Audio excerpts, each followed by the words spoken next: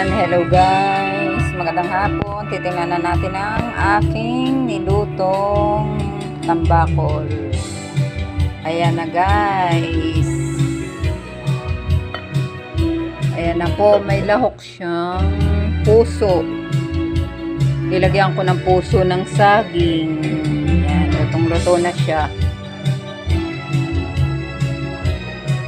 Ito yung puso ng saging guys. Yan.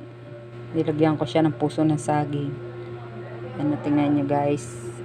Ang ganda ng pagkakaluto. Yan. Yan po ay sinaing na tambakol na ginataan. Ang ganda, ang bango. Kakagutom.